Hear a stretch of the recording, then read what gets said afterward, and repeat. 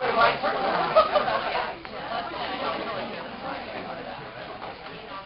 want to thank you all for coming today to Cren's presentation. It's been, I'm going to guess it's probably been 8 to 10 years since the last time Cren made a presentation for us at our shop when we were on Santa Cruz Avenue. And of course, he is the person we call whenever we have wonderful things to create, both for our own projects, but for friends and clients. Anyway, we're happy to have Cren here and out. But before we start, I wanted to introduce our staff. As you all know, we're an interior design firm. Since we moved from Santa Cruz Avenue, we have fewer pieces of furniture on the floor, but more ideas. And so we have a wonderful library. In the back, behind you, is a wonderful library where we keep probably the largest selection of fabrics from any design firm in the area. All color coordinated, so it's very easy to work with clients on our projects. I'd like to introduce our design staff. Krista, who is next to the Buddha. Mira, who's on the other side of the Buddha, and Dana.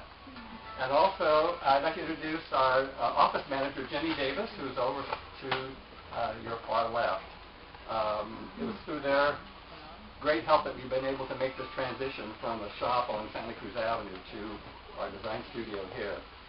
I'd also like to introduce a couple of designer artists who we have worked with for many, many years. First, Gregory Dean. Greg, if you'd stand up. Greg is a painter whose paintings you'll see throughout our studio. These are his newest pieces here. They're on every wall. We have parts of Greg's wonderful creative work. Also, I'd like to introduce Kevin Forrest, who is in the back against the wall. Kevin is one of the most creative landscape designers anywhere in the world. And Kevin, true Kevin, a small part of what he's done is our entrance here, which he did when we first opened the shop. But he has some amazing projects which we have been happy to work with. I would just like to introduce now Jan Rasmussen, who has had a shop called Bloomsters in San Jose for many, many years, and who will, in the next several minutes, show you what he can produce through his creative genius. Cren. Thank you. Well, it's a pleasure to be invited back. And we'll just have a heck of a lot of fun. And those of you that have gone to my presentations before know that they're fairly casual. So, if there's something you want me to dig into deeper or a subject matter you want to talk about a little bit further, please just raise your hand. I'll do my best to address those points. We're going to try to clip through maybe 5, 6 pieces or something like that for you today in 45 minutes or an hour or whatever. So we'll just kind of have some fun with that. When you guys were coming in, you could see that I was starting to kind of prepare a few things. Just try to clip along a little bit faster. So the first thing that I prepared, we're going to do this great, red base. Is this the Gusto? It is the Gusto, Murano. Yeah, an incredible glass. It's always a treat to get a chance to use the beautiful containers here. So in the containers we're using today, especially with these, more, art pieces rather than just a regular utility glass. I'm not going to be taping the tops of those. So what's really going to be important there is I'm going to be creating some armatures, right? So that my arrangements can hopefully hold their positioning and maintain their integrity.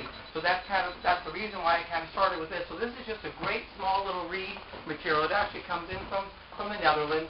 It's extremely flexible and kind of fun to work with. So I just thought that I would kind of start with that to kind of help me with a little bit of my armature. From that point, I was going to use some of these beautiful Spirea iris. Now, these are really quite awesome and elegant in their length there. One of the great things about the Spirea iris is that the foliage is so much prettier than your traditional Dutch iris. Also remember, though, that whenever you're working with an iris, oftentimes there's 2 blooms in that stem. So, if someone was to ask me, well, how long will an iris last? And I'd say, 3 days, 4 days, something like that, but I wouldn't expect it much longer than that. The Spirea iris does last much longer, but once that first bloom is concluded, snap that off and pull back a couple of the calyx on the iris, and many times there's another bloom inside there. And if you don't open it up, it'll never come for you. It won't last as long. It won't have quite as much the same depth of color as the first bloom, but at least you'll get a few extra days of enjoyment out of that stem there.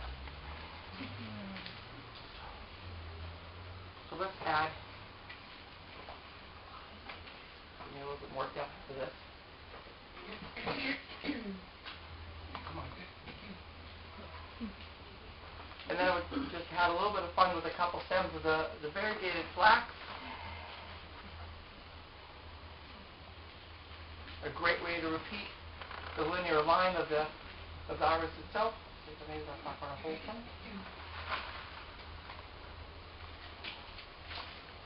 Okay. And then some beautiful bells of Ireland, right? Mm-hmm.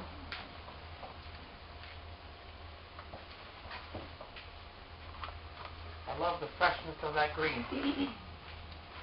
And then we'll use a little bit of the aspidistra. This is a plant that, when we, when folks are talking about, what plant should I plant in the garden that I can enjoy? I enjoy doing cut flowers in the house. Are there some specialties? I always try to make sure that we recommend the aspidistra. It's such a great foliage plant. It can be planted in a lower light area out in the garden. Unfortunately, the snails tend to like it a bit, but, so keep that baguette going. But it's a great way to kind of give us a little bit of a quick call ring. This is a kind of a fun product. This is paper wire. So it's just a 24 gauge wire that's been wrapped with a little bit of green or a craft colored paper. It's so nice because you can go ahead and bind your bouquet together with that and not feel like you have to hide your mechanics of doing that. Hopefully I gave myself a long enough piece here.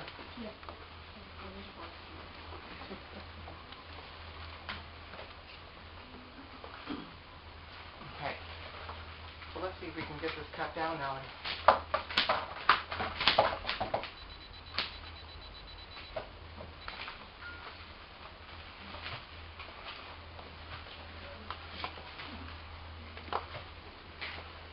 Okay. Now we can go ahead and further develop this arrangement and give it a little bit more emphasis. With that beautiful red of that face, why don't we go ahead and tuck a few ginger way down low here.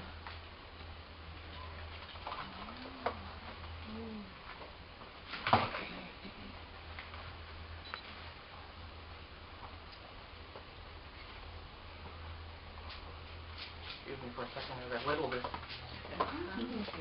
down.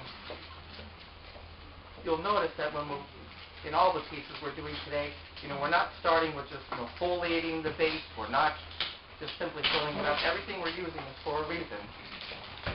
And what's cool about the stalks of the ginger is we can go ahead and use this as an architectural element and not just simply have to throw it away.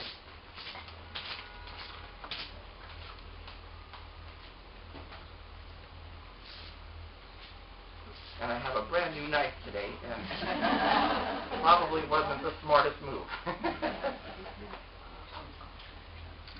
Yesterday I was working with some red dogwood branches, and I said, give me a new knife, please, because I probably could have chewed it easier than knife. You really take for granted your tools. Of course, I normally lose a knife a day, so.